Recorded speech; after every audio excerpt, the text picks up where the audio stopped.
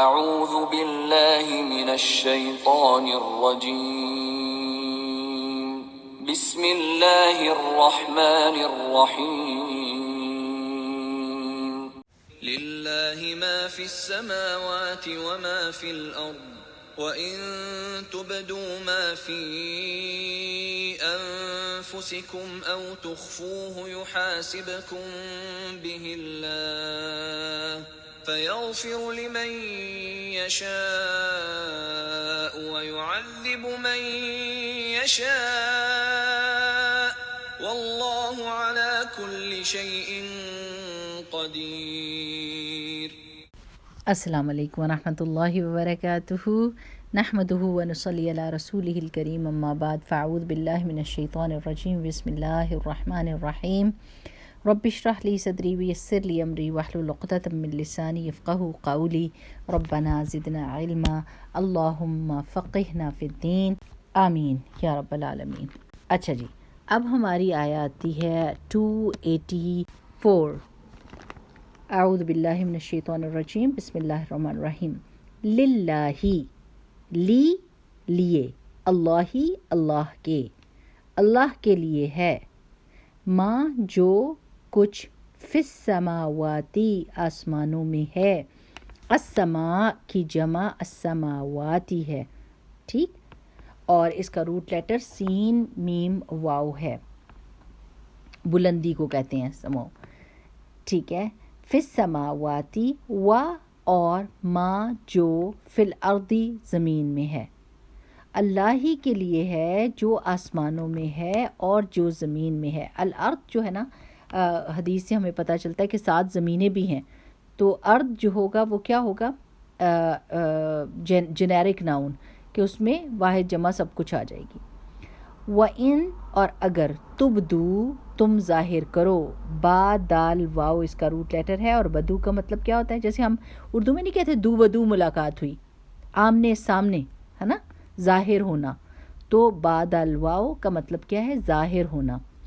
وَإِن تبدو اور یہ تا کس کی ہے، تم کے لیے، تم ظاہر کر دو، ما جو فی میں ہے، انفسکم تمہارے نفسوں کے اندر، تمہارے نفسوں میں، فی انفسکم کا یہ مطلب ہے۔ اب انفس کی کیا جمع ہے، کس کی جمع ہے، نفس کی، نفسن کی، اور کم ضمیر ہے، تمہارے نفسوں میں، اگر تم ظاہر کر دو جو کچھ تمہارے نفسوں میں ہے، او یا تخفوہ تم چھپا لو اس کو، خافا یا اس کا روٹ لیٹر ہے، خفی، اس کا مطلب ہوتا ہے چھپا ہوا ہونا۔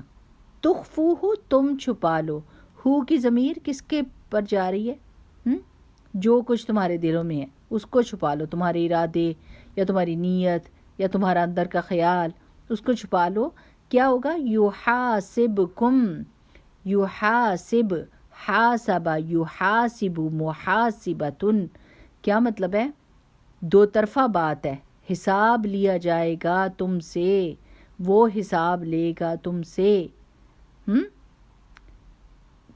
کون لے گا، بھی ساتھ اس کے، یعنی اس خیال کی وجہ سے، اللہ اللہ۔ اب آپ دیکھیے، اللہ کے نام کے آخر میں رف لگی ہوئی ہے، ٹھیک ہے، پیش لگی ہے نا، اس کو رف کہتے ہیں، تو جب رف لگی ہو کسی نام کے آخر میں تو وہ ڈوئر ہوتا ہے، فاعل ہوتا ہے اس جملے میں، ٹھیک ہے۔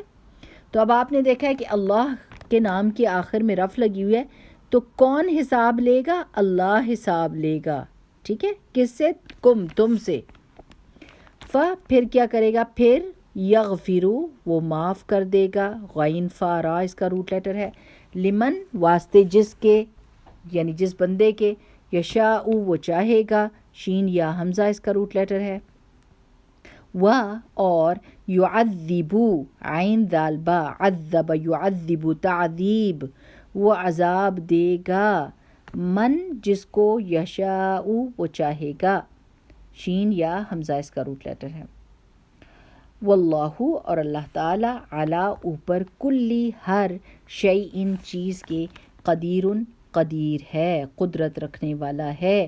آپ کو میں نے پچھلی دفعہ بتایا تھا، رحیم، علیم، قدیر، یہ ایک ہی مولڈ میں ہیں، یعنی پہلے لیٹر پر فتح ہے، دوسرے لیٹر پہ زیر ہے، تیسرا لیٹر یا ہے سب لفظوں میں، اور آخر میں ایک لیٹر آتا ہے.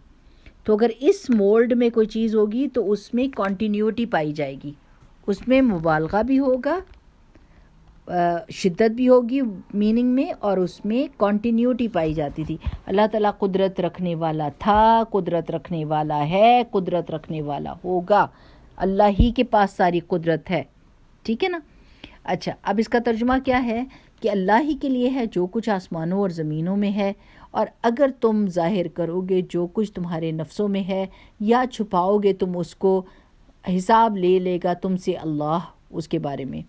پھر بخش دے گا جس کو وہ چاہے گا اور عذاب دے گا جس کو وہ چاہے گا، اور اللہ تعالیٰ اوپر ہر چیز کے قدرت رکھنے والا ہے. یعنی یہ محاسبہ کرنا اللہ ہی کی قدرت میں ہے، وہ جو چاہے کرے.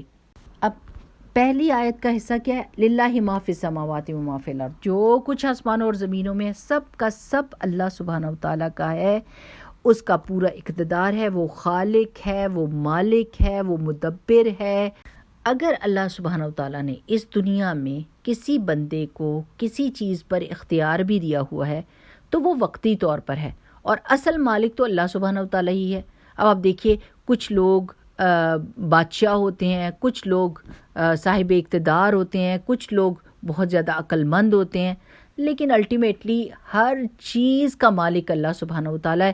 اللہ تعالیٰ چاہے وَتُعِزُّ مَن تَشَاءُ وَتُذِلُّ مَن تَشَاءُ بِیَدِکَ الْخَیْرُ اِنَّکَ عَلیٰ کُلِّ شَیْءٍ قدیر. ہر چیز عزت کا مالک اللہ تعالیٰ ہے، جس کو چاہے جس وقت چاہے عزت دے دے، اور جو کوئی خرابی کرے گا اللہ سبحانہ تعالیٰ جب چاہے اس سے اس کا اقتدار چھین لے.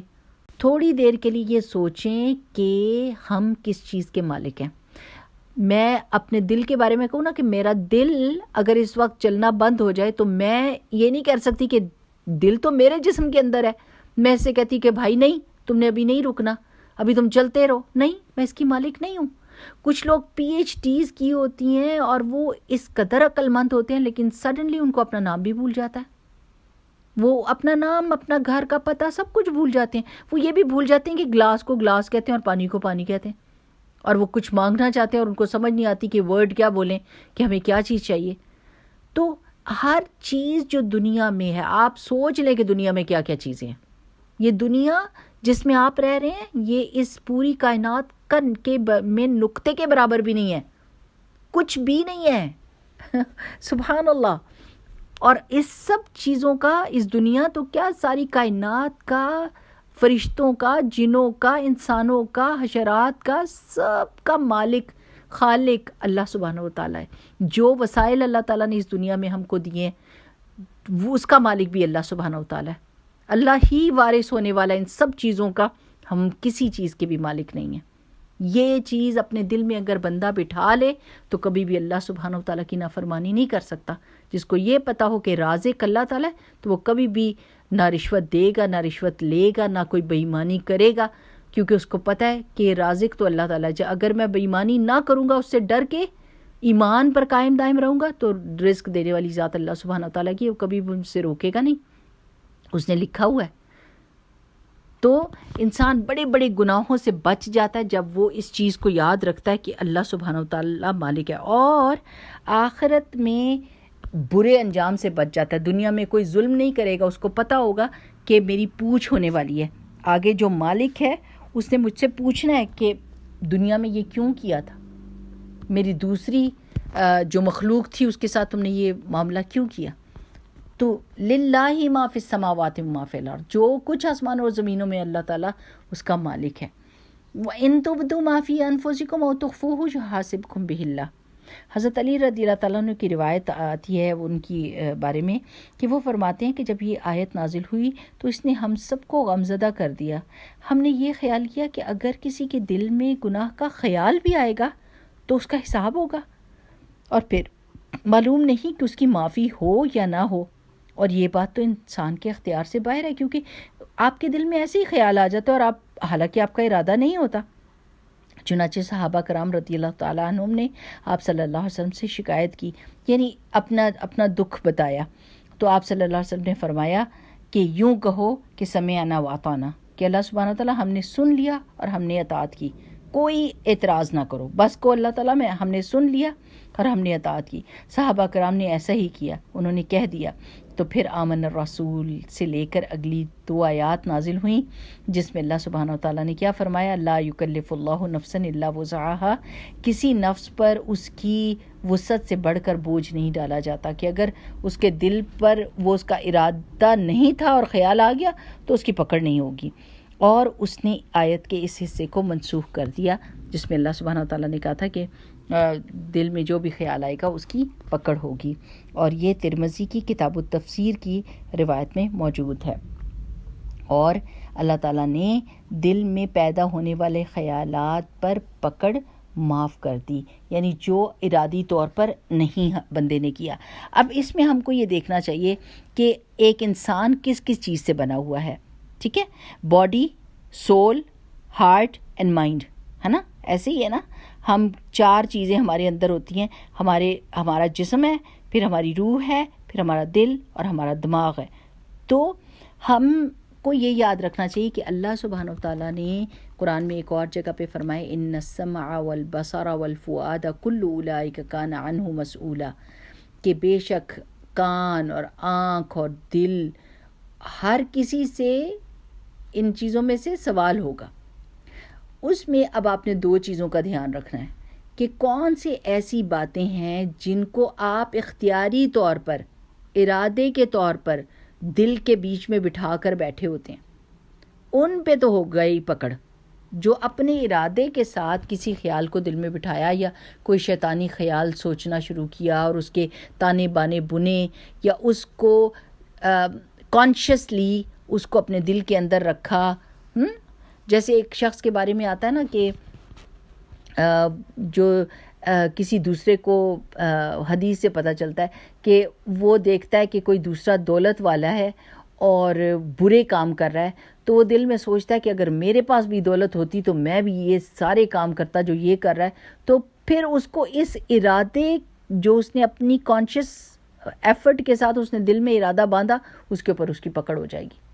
اور ایک دوسرا بندہ ہے جو کسی دوسرے کو دیکھتا ہے کہ وہ دولت ہے اور وہ نیکی کے کام کر رہا ہے، تو وہ یہ کہتا ہے کہ اللہ تعالیٰ میرے پاس ہو تو میں اس سے بڑھ کر نیکیاں کروں، تو اس کو اس ارادے پر اجر اور ثواب ملتا ہے۔ تو یہ دیکھنا چاہیے کہ ہم اپنے دل میں کیا رکھ کے بیٹھے ہوئے ہیں۔ بہت سارے لوگ دل میں لوگوں کے بغض رکھ کے بیٹھے ہوتے ہیں، نفرتیں لے کر بیٹھے ہوتے ہیں، یعنی شیطانی خیالات لے کر بیٹھے ہوتے ہیں۔ اس کے مطابق ظاہر ہے جو آپ سوچیں گے نا اور آپ اس کو you cling to that thought is going to become your words, and your words are going to become your actions, and your actions are definitely going to have some consequences. یعنی جو آپ کے دل کے خیالات ہیں وہ آپ کے الفاظ بن جائیں گے، اور الفاظ آپ کے اعمال بن جائیں گے، اور اعمال جب بندہ کرتا ہے تو ڈیفینیٹلی اس کا کوئی نہ کوئی کانسیکوینس ہوتا ہے۔ تو خیالات کا ہمارے اعمال کے اوپر بہت اثر ہوتا ہے، اس کے اوپر پکڑ ہوگی۔ تو اس چیز کا بہت دھیان رکھنا چاہیے کہ ہم اپنے دلوں کے اندر کیا رکھ کر بیٹھے ہوئے ہیں۔ اچھا، دل کے بھی نا کچھ اعمال ہوتے ہیں، جیسے آپ کا جسم کچھ اعمال کرتا ہے نا، یعنی ایکشنز ہوتے ہیں دل کے، اسی طرح ہارٹس کے بھی ایکشنز ہوتے ہیں۔ یہ بہت ضروری سمجھنا ہے ہم نے کہ دل کے اعمال کے اوپر پکڑ یا اجر اور ثواب ہے، ٹھیک ہے نا۔ تو کیا ہیں اچھے اعمال القلوب، ٹھیک ہے، وہ ہم نے سوچنا ہے کہ دل کے وہ کون سے اچھے اعمال ہیں جن کے اوپر اجر اور ثواب ملتا ہے۔ جیسے ایمان ہمارے دل کے اندر ہوتا ہے، ہم اس کے بارے میں ارادے کرتے ہیں، اب نماز کا وقت ہونے لگا ہے، ہم نے نماز پڑھنی ہے، اللہ سبحانہ تعالیٰ کا جو بھی حکم آئے گا میں اس کو مانوں گی، یہ آپ کے دل کے ارادے ہوتے ہیں، یہ دل کے اعمال ہوتے ہیں۔ اور توحید، کہ آپ نے ہر وقت یہ سوچنا ہے کہ میرا رب ایک ہی ہے، میں نے اسی کی بات ماننی ہے، جب میرے رب کے حکم کے مقابلے میں کوئی اور حکم آ جائے گا تو میں چوز اللہ کے ہی کے حکم کو کروں گی۔ یہ آپ کے دل کا عمل ہے جو آپ کر رہے ہوتے ہیں ہر وقت۔ پھر اللہ کی محبت، یہ دل کے اعمال میں سے ہے۔ رسول اللہ صلی اللہ علیہ وسلم سے محبت، یہ دل کے اعمال میں سے ہے۔ اللہ کے اوپر توکل، جب کوئی مصیبت پڑ جائے اپنی سی کوشش کر کے اپنے دل کو جما کے رکھنا کہ میرا رب ہے جو میرے مدد کرے گا. یہ یقین اور توکل جب اندر ہوتا ہے. اخلاص الدین یعنی دین کے بارے میں اللہ سبحانہ وتعالیٰ کے لیے خالص ہونا، اللہ تعالیٰ کی اسماء اور صفات پر یقین رکھنا، اللہ سبحانہ وتعالیٰ کا ڈر دل میں ہونا، اللہ سبحانہ وتعالیٰ سے امید رکھنا، اس کا خشوع، اللہ تعالیٰ کے آگے جھک جانا، اس سے ڈرنا، عاجزی اختیار کرنا، اللہ کے آگے گڑ گڑانا، اللہ کے حکموں پہ صبر کرنا یعنی جم جانا اللہ تعالیٰ کے حکموں کے اوپر اور اس کی خلاف ورزی نہ کرنا، اور اللہ تعالیٰ سے مدد مانگتے رہنا. اسی طرح کے کام دل کے اعمال شمار ہوتے ہیں. یہ سب آپ کے دل کے اندر ہو رہا ہوتا ہے، پھر آپ کا جسم اس کے مطابق عمل کرتا ہے. اسی لیے تو کہتے ہیں نا کہ جو قلب سلیم مانگنا چاہیے، وہ دل جو ہر وقت سکون میں ہو. باہر کے حالات جو ہیں وہ آپ کو ڈسٹرب کرتے ہیں، لیکن آپ کی بے چینی بیرونی ہوتی ہے. دل آپ کا پورے سکون میں ہوتا ہے کہ میرا رب ہے. ایک انسان ہونے کے ناطے مومن جب کسی تکلیف کے آنے کے اوپر بے چین ہوتا ہے تو وہ ظاہری طور پہ بے چین ہوتا ہے.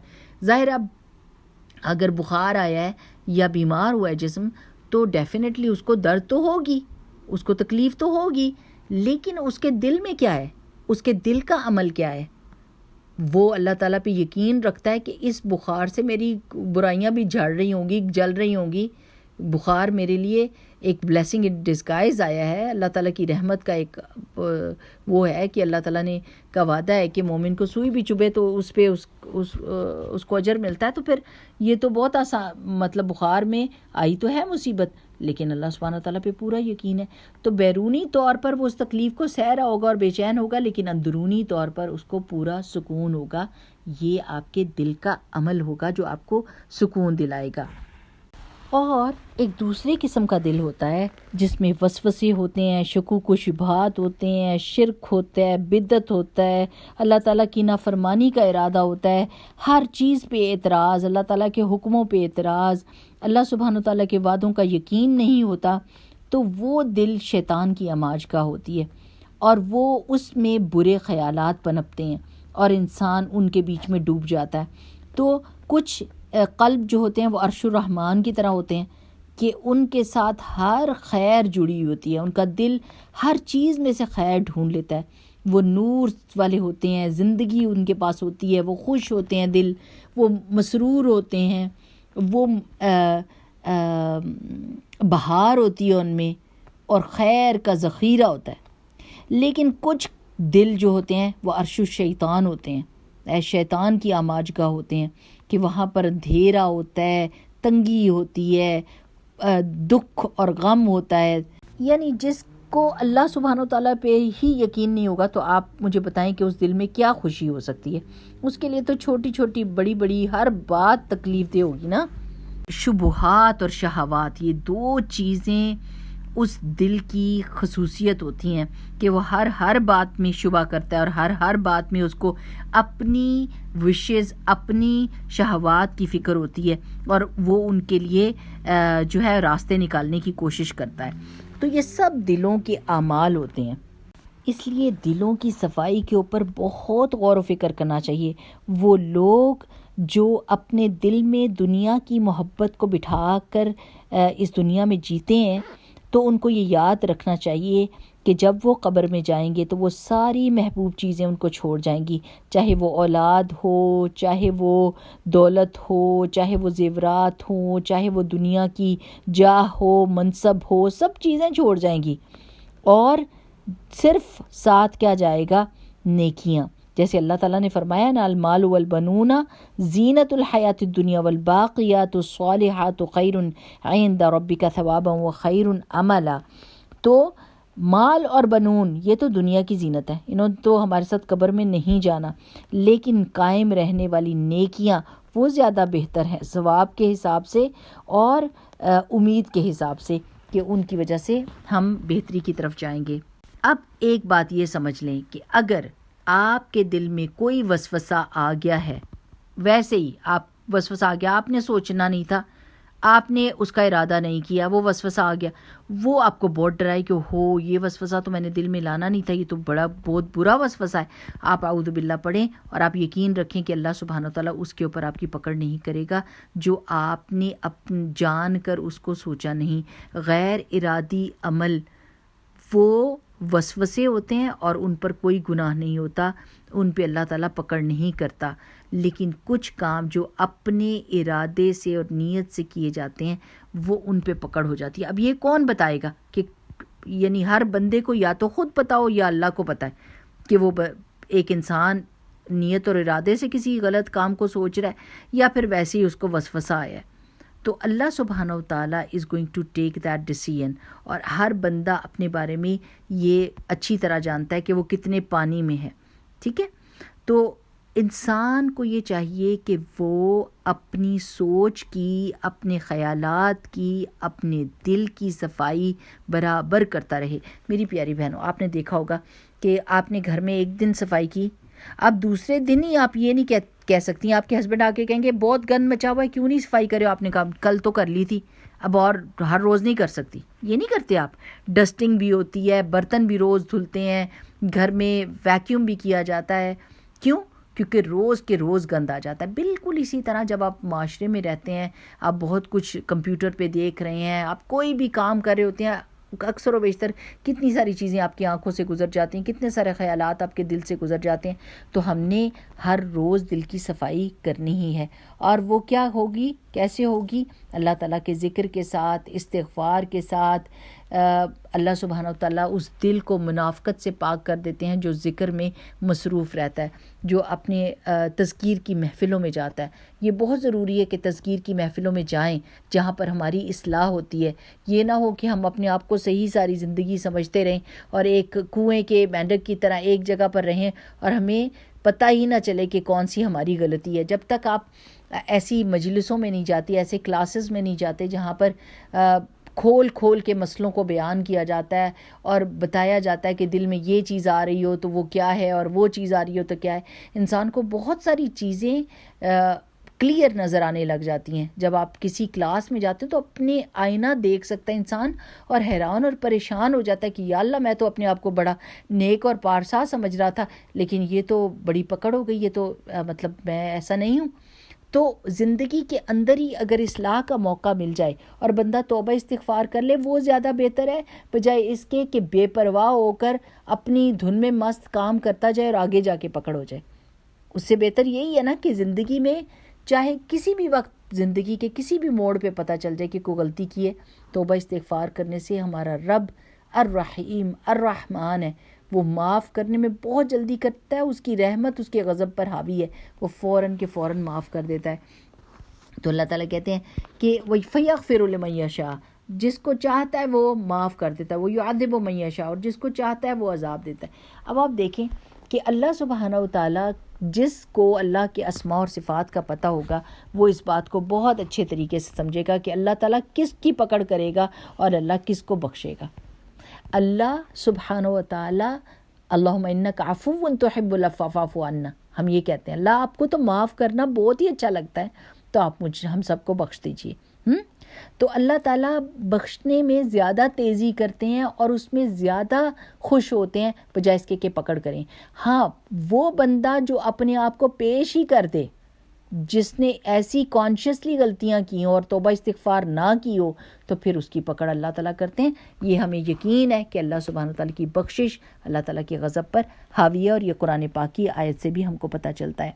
واللہ علی کل شیء قدیر، اللہ ہر چیز پر قدرت رکھتا ہے، لیکن یہ ضرور سمجھنا چاہیے کہ اللہ تعالیٰ کے سارے اعمال اللہ کی حکمت پر بیس کرتے ہیں، اللہ کی حکمت پر۔ اللہ کی مشیت بھی جو ہے نا، اللہ تعالیٰ جو کام کرتے ہیں اور جو چاہتے ہیں وہ بھی حکمت پر بیسڈ ہے۔